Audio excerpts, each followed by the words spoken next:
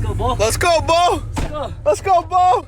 All right, guys. So I found a 2000 Ford Ranger automatic extended cab with 170,000 miles on it. If you guys know anything about these cars, they go for around $3,000 to $4,500. This guy had it listed at $2,800, and I got it down to $2,500. So nothing crazy on the negotiation part, only $300. But you even saw Ish. Yeah. They're going for, honestly, realistically, like $3,500 and more. Honestly, I saw some for $49. I don't expect to get that because I don't want to overshoot what I can make on my. I don't want to get too excited and then not be excited when I make $900 because $900 is $900. But we're going to check it out right now. Ish is riding with me. Thank you, Ish. It's 30 minutes away, so we are going to see what we find. I'm going to film the whole process. Hopefully, we can get the car in view. We probably won't get us negotiating because it looks stupid. Like, it looks weird if we're just filming this. Like, that'd be so weird for a Craigslist person to see. But once we pick the car up, get it back to the house, I'll film the rest of the video. As long as the car checks out, I'll purchase it. If it doesn't, I'll explain why in this video as well. So either way, you're gonna get to see what's gonna happen, and you'll see it in just a second. And we'll take you along right now. All right, guys, this is an absolute piece of crap. That guy was trash. He has a tool, like literally that whole side shed is tool shed. So I was like, hey, that was the vehicle, by the way. I was like, hey, I didn't know it had a cracked windshield and the whole hood was, or the roof was rusted. He's like, well, it's in the pictures. Pictures are like far distance. And he was like, oh, you thought you were gonna get a perfect Ranger for $2,500? And I just looked at him, I was like, I guess, man. I don't know what to tell you. So that guy sucks. It's fine, part of it. Live and you learn, but hey, it would have been a good deal. Would have been. Great deal. Would have been a great deal. Would have been worth it. There had to be a catch. Always a catch. The old sissy sis. But all right, guys. Well, I'll go back home, break it down why I thought that was a good deal. Explain to you guys that it was on paper a good deal. Literally, it's part of it. It's not a big deal. Tomorrow, I might find the best deal ever. Who knows? Just like trading in the stock market. You have bad trades. You have good trades. You think all the signs can be there, and it can still push down on a stock. And all the signs were there, and there was still a couple little issues that weren't mentioned. It's okay. But we're gonna go home. I'll explain why it was a good deal on paper. Okay, guys, so we are back. I am in my computer, and I'm going to show you guys why on paper that 2001 Ranger was such a good deal. I'll show you the Ranger as well, and show you how it looked in the pictures. And he swore to me that all that stuff was visible from the photos. He was just being a complete butt about it.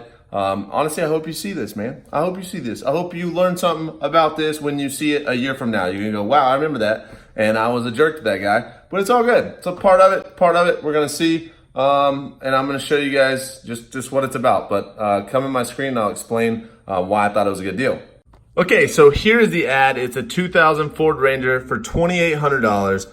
You guys can see that it looks like it's in decent shape, right? Not beat up, not super dented. The interior I knew was in bad shape. That's totally fine. Understandable almost in a sense. I had 170,000 miles on it, 172K miles. And, that's a good deal, right? So if you go and you look at Ford Rangers right here, if you look at comparable deals, you'll be able to tell right off the bat that for $2,800, that is a good deal. So I'll show you how I would find this out.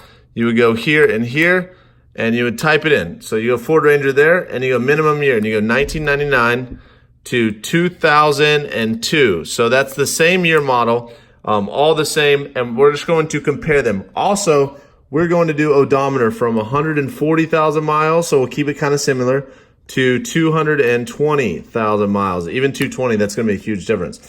Okay, so here's one. A nicer one, right? This is a nice, it's an Edge, really not much difference, probably two-wheel drive as well. You guys can see that one, $5,400 for $2,800 and 179,000 miles.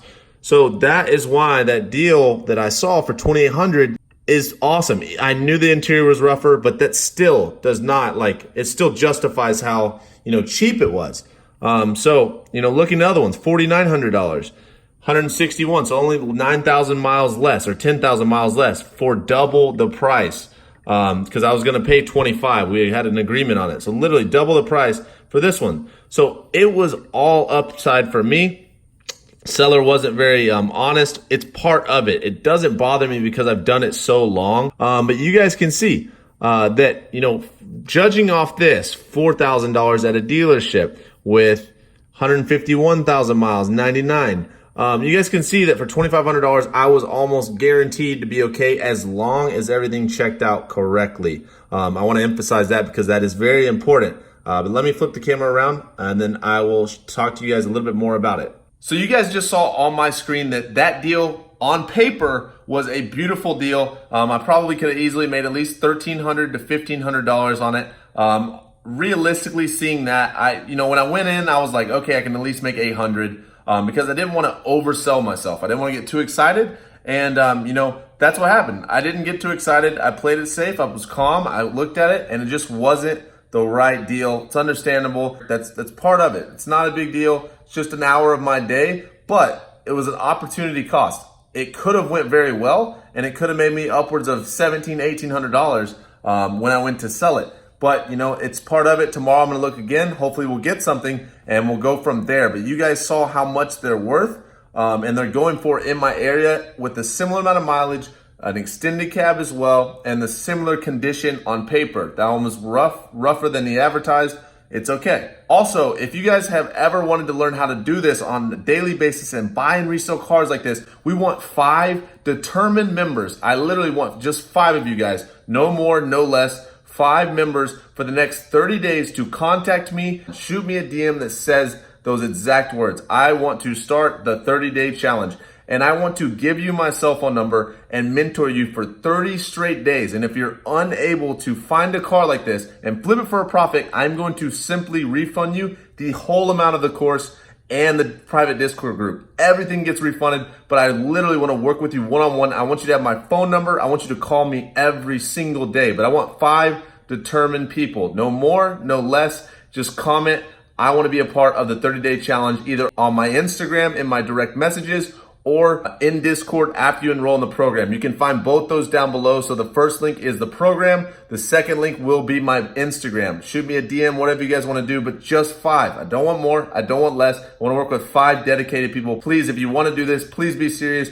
Please take it seriously. It's so much fun and you have so much freedom in this market once you understand it. Again, like always, I want you guys to have a great rest of the day, but I'm going to be getting off here and I'm looking for more deals and working with the Flipping Wheels team. But I hope you have a great rest of the day. Keep looking for those deals. Keep hustling, keep working, and I will see you guys in the next video.